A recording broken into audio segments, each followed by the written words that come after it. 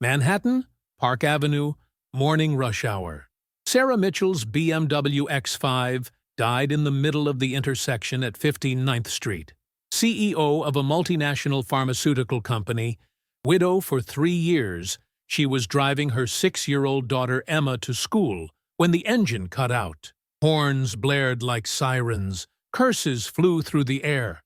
Emma sobbed in terror. From the sidewalk, a man in a janitor's uniform approached. Jake Thompson, building custodian from across the street. Single father, everyone ignored. In 10 minutes, he fixed the car with the skill of a mechanical engineer. Sarah tried to pay him, but he refused, gently touching Emma's hair as she stopped crying. That's when the little girl grabbed Jake's hand and whispered the words that froze her mother's blood. "He's the one, Mommy. The man from the dream. The one Daddy told me about from heaven. You have to marry him." But the most devastating truth was something else. Jake wasn't just a janitor. He was the aerospace engineer who 3 years earlier had designed the plane her husband died in. And he lived as a custodian to atone for a guilt that wasn't his. Sarah Mitchell's day had started as always at 6 in the morning, with the alarm ringing in her Upper East Side penthouse. 42 years old, CEO of Pharmatech USA, widow for 3 years, single mother to Emma, who was her only reason for living after a plane crash had taken David from them. The routine was sacred. Shower, dress in one of her Donna Karan suits, wake Emma gently, breakfast together in the designer kitchen David had commissioned just for them, then the race to Dalton School before diving into 12 hours of meetings and million-dollar decisions. But that November morning, gray and damp as only New York can be in late fall, fate had other plans. The BMW X5 Sarah had been driving for 3 years, the last gift David had given her before boarding that cursed flight to Los Angeles, started making strange noises as they crossed Park Avenue. First a metallic ticking, then the engine missing beats. Finally, total silence right in the middle of the busiest intersection in the area. Hell broke loose in seconds. Horns began blaring in unison, a cacophony of New York rage at rush hour. Blocked drivers got out of their cars gesticulating and shouting obscenities that Sarah desperately tried to keep Emma from hearing. The little girl, terrified by the chaos, started crying while clutching her favorite stuffed animal, a teddy bear David had given her for her 3rd birthday, the last one they'd celebrated together. Sarah frantically tried to restart the engine, turning the key again and again without success. Sweat ran down her forehead, despite the cold, ruining the perfect makeup she applied every morning like armor against the world. She called roadside assistance, but they said it would take at least 40 minutes in traffic. 40 minutes of hell, with Emma sobbing and the whole world seeming to scream at them. It was at that moment that Jake Thompson appeared as if from nowhere. 35 years old, tall and broad-shouldered, with the calloused hands of someone who really works, dressed in a blue janitor's uniform stained with grease and paint. He was the custodian of the office building across the street, the one everyone saw sweeping the sidewalk every morning, emptying trash bins, fixing the small broken things no one noticed until they stopped working. A shadow in the urban landscape, invisible by choice after his previous life had collapsed. He approached the BMW with confident steps, knocked gently on the window. Sarah lowered the glass suspiciously, her hand already on her phone ready to call 911 if necessary. But there was something in the man's eyes, a kindness mixed with deep sadness, that made her hesitate. Jake explained in a calm voice that he could take a look, that he knew a bit about engines. Sarah watched as he opened the hood with expert movements that contrasted with his humble janitor's uniform. His hands moved through the engine components with a surgeon's precision, checking connections, testing parts, diagnosing the problem with a competence that went far beyond that of a simple custodian. In less than 10 minutes, he'd identified the problem. An electronic fuel injection sensor had locked up, a $20 component paralyzing an $80,000 car. Jake pulled from his toolbox which he always carried with him, exactly the replacement part needed. A coincidence that seemed impossible, but which he simply explained by saying he always kept common spare parts for building emergencies. He didn't mention that the toolbox was actually the last remnant of his previous life, when he designed systems far more complex than a car engine.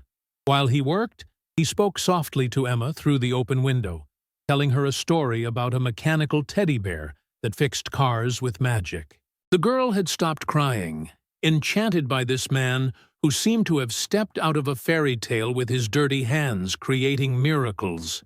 Sarah watched him work, noting the care with which he handled each component, the expertise hidden beneath the modest appearance. In 15 minutes, the engine was purring perfectly again. Traffic began to flow, horns quieted. Chaos dissolved like fog in sunlight. Jake wiped his hands with a rag, categorically refusing the $300 Sarah desperately tried to give him. He didn't want money, he said, just happy he could help. But as he walked away, Emma did something that froze her mother's blood. The little girl got out of the car before Sarah could stop her, ran to Jake, and took his hand with her tiny fingers. She looked into his eyes with that intensity only children possess when they know something adults have forgotten, and whispered words that echoed through the morning traffic like a prophecy. Emma's words still rang in Sarah's ears as she drove to school. "He's the man from the dream, the one Daddy sent." The girl had told her about recurring dreams where David spoke to her, told her not to be sad, that he would send someone to take care of them. Sarah had always dismissed these stories as childhood grief processing, but the way Emma looked at Jake, with absolute certainty, deeply disturbed her. In the following days, Sarah found herself watching Jake from her office window overlooking the street. She saw him arrive every morning at 6:30, always punctual, always alone. There was a military precision in his movements, an efficiency that clashed with the humble work. She began making discreet inquiries to neighbors, and what she discovered left her breathless. Jake Thompson had arrived in the neighborhood 3 years ago, exactly 2 months after David's accident. He lived in a studio apartment in the building's basement, worked as custodian for 3 buildings in the area. Always available, always kind, but no one knew anything about his past. It was as if he'd appeared from nowhere, a ghost with proper documents, but no history. The turning point came when Emma, with the devastating innocence of children, insisted on inviting Jake to her school Christmas pageant. Sarah found herself forced to knock on the basement door, a place that smelled of dampness and cleaning products.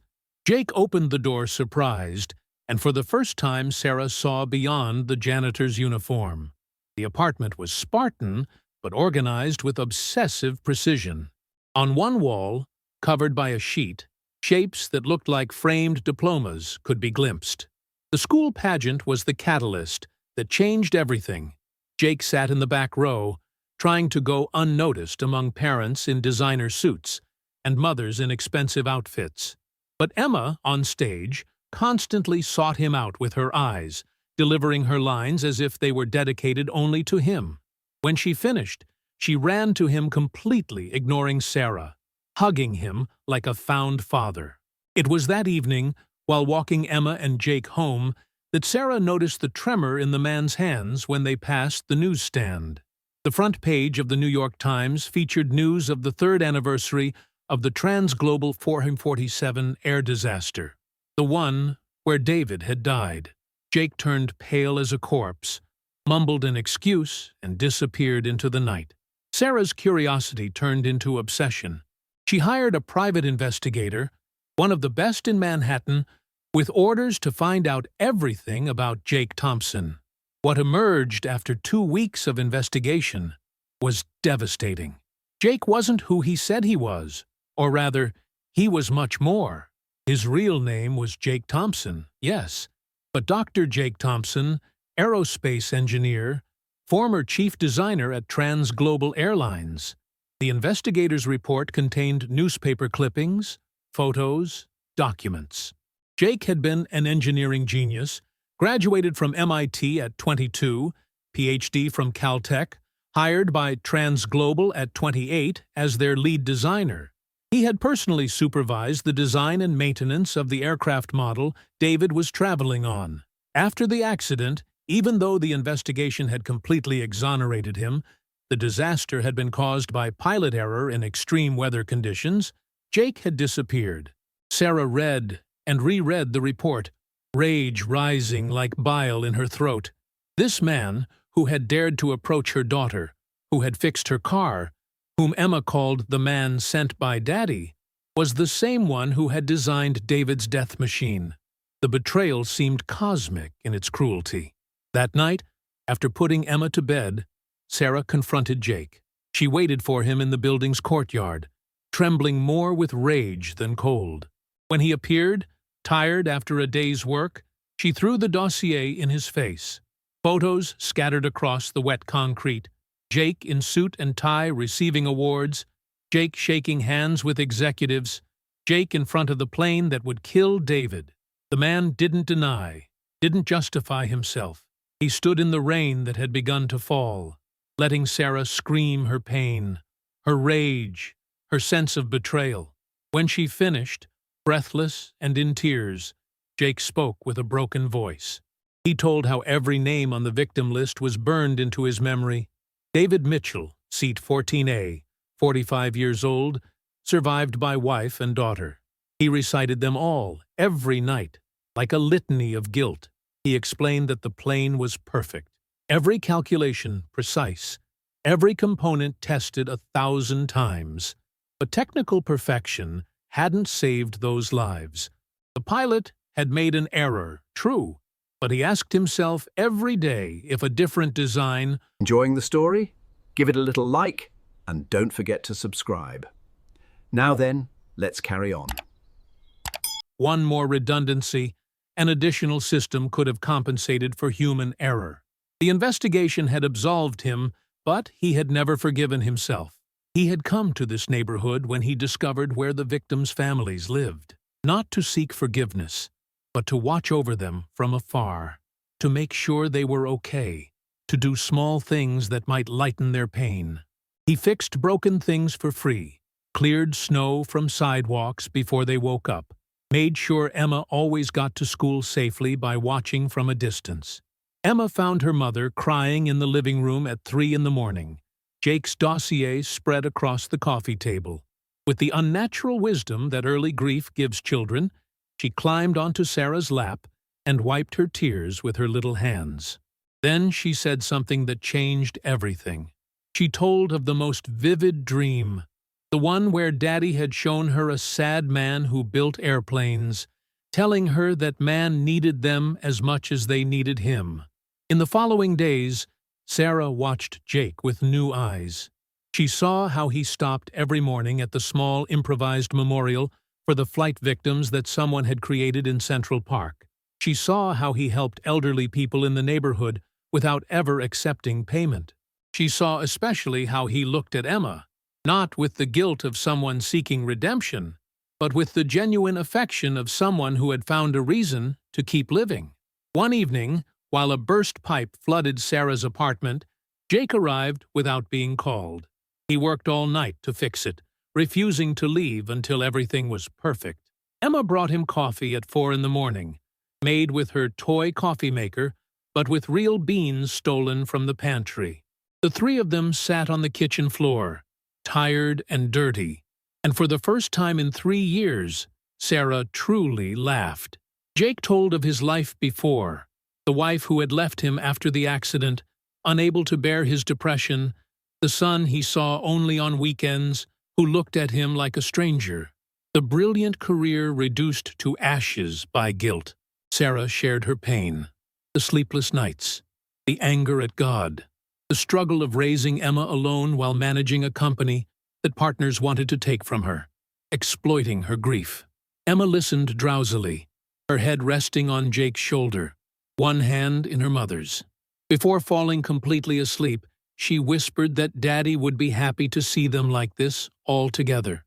Sarah and Jake looked at each other over the child's head, and for the first time saw beyond the pain, the possibility of something new, built not despite tragedy, but through it. The change was gradual. Jake started having dinner with them once a week, then twice, then almost every evening. He helped Emma with her math homework, taught her small physics principles with home experiments. Sarah discovered that beneath the janitor's uniform was a brilliant, cultured, sensitive mind. They discussed books, trips never taken, dreams buried under life's rubble. The turning point came at Emma's birthday. Sarah had organized a party in Central Park, inviting classmates and their families. Jake had built Emma a perfect model airplane. Not just any plane, but one designed never to crash, with redundant safety systems that existed only in his tormented imagination. As he gave it to her, explaining every detail with the passion of the engineer he had been, Sarah saw tears in his eyes. During the party, one of the mothers innocently asked who Jake was. Before Sarah could answer, Emma proudly declared that he was her almost dad, the man who fixed everything, who made her laugh, who had taught her that even from the biggest mistakes, beautiful things can be born. The silence that followed was deafening, but Jake and Sarah looked at each other, and in that look was a decision. That evening, after everyone had left, sitting on a park bench while Emma played, Sarah took Jake's hand. It was the first time they had touched intentionally, not to pass a tool or help Emma. She told him that forgiveness didn't erase the past, but could build a future. That David wouldn't have wanted them to live in tragedy's shadow forever. That perhaps, in a twisted way only fate could orchestrate, the man who had inadvertently contributed to taking a father from Emma could become the one who gave her a new one. Jake cried, as he hadn't even after the accident. He cried for David, for all the victims, for the years lost in guilt, for the possibility of redemption he didn't believe he deserved. Sarah held him, and in that embrace were 3 years of shared pain, of parallel lives in suffering, of healing that could only come through acceptance of human imperfection. Emma ran to them, squeezed between them in the embrace, and said with the devastating simplicity of children that now they were a family. Not a normal family, not a perfect family, but their family, forged in pain and tempered in forgiveness. The following weeks saw changes the neighborhood noticed, with gossip first and acceptance later. Jake no longer lived in the basement but hadn't officially moved in with Sarah yet. He spent nights on the couch, present but respectful, building trust day by day. He continued his custodial work but had started studying again, updating himself, thinking perhaps he could return to engineering with a new perspective on safety. Sarah discovered that Jake's presence lightened burdens she didn't know she carried. Someone to share decisions about Emma with. Someone who understood the unspoken language of grief. Someone who didn't try to fix her mourning, but simply accepted it as part of her. 1 year after that chaotic morning on Park Avenue, life had taken shapes no one could have predicted. Jake had returned to work as an aviation safety consultant, using his tragic experience to improve systems that would save future lives. No longer the star engineer he had been, but something more precious, a man who had transformed pain into mission. The marriage proposal wasn't traditional. It happened at the small memorial in Central Park, in front of the plaque, with the names of Transglobal 447's victims. Jake knelt before Sarah and Emma together, asking them both to accept him into their lives, not as David's replacement, but as someone who would honor his memory by loving and protecting them. The ring he offered Sarah had a small metal fragment set in it. It was part of the plane, recovered and transformed into a symbol of rebirth. Emma put her mother's and Jake's hands together, solemnly declaring that Daddy David approved from heaven, that he had told her in dreams he was happy they had found each other, that love wasn't betrayal, but continuation, that family wasn't replaced, but expanded. The wedding was intimate, just a few close friends and both sets of parents. David's mother, initially scandalized, had eventually accepted after seeing the serenity restored in her granddaughter's eyes.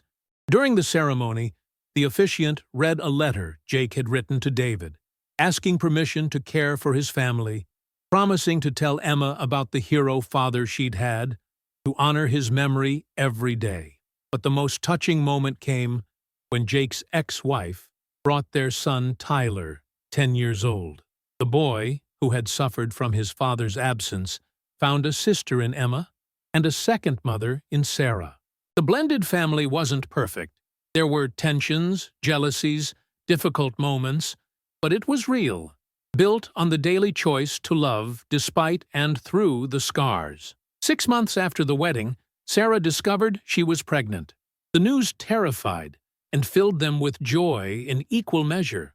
It was an unplanned baby, conceived by two people who thought they were done with new beginnings. But as they looked at the ultrasound, with Emma and Tyler arguing over whether it would be a boy or girl, they understood it was the final piece of an impossible mosaic. When little David Jacob was born, because they couldn't not honor both stories that had brought them together, Emma declared he was the final gift from Daddy in heaven, that he had waited until they were ready, until they had learned that love can be born from pain, that forgiveness is stronger than guilt, that families are chosen with the heart as well as blood. The last scene the neighbors remember from that impossible story was this. A Sunday spring morning, Jake washing Sarah's BMW in the courtyard, the same car that had broken down that fateful day. Emma passed him tools while Tyler held little David. Sarah watched them from the window, a hand on her heart where the pain for the first David would never completely leave, but where there was now room for a new love too, different, but equally true. Jake looked up and saw her. He blew her a kiss, dirty with soap and grease like that first day. Emma intercepted the gesture and shouted what she had shouted a year before, but now with awareness and not just instinct, "Get married!" And everyone laughed because they already had, because they were already a family, because sometimes fate uses tortuous paths to bring you exactly where you need to be. The janitor who fixed broken things had fixed a family. The engineer who built perfect machines had learned that it's human imperfections that make us complete. The widow who thought she could never love again had discovered the heart has infinite space, and the little girl who talked to her dead father had served as a bridge between heaven and earth, proving that love never dies, it only transforms. In the community, they became a symbol of improbable hope, not the perfect fairy tale of happily ever after, but the true story of people who had chosen to live fully despite the scars, to love courageously despite loss, to forgive deeply despite pain. Jake continued as a part-time janitor because he said it reminded him of the importance of small things, of taking care of life's common spaces. Sarah learned to delegate more at the company, discovering that success didn't have to cost presents. Emma grew up knowing she had been loved by two fathers, one in heaven and one on earth, both perfect in their human imperfection. And when, years later, someone asked how they had met, Emma always told the same story. "My daddy in heaven sent Jake to fix our broken car. But really, he came to fix our hearts. And the most beautiful thing is that we fixed his too." Hit like, if you believe the deepest pain can give birth to the truest love. Comment with the moment that touched you most. Share with someone who needs to know that forgiveness can transform tragedy into rebirth. Subscribe for more stories that show how destiny weaves lives together in ways we cannot imagine.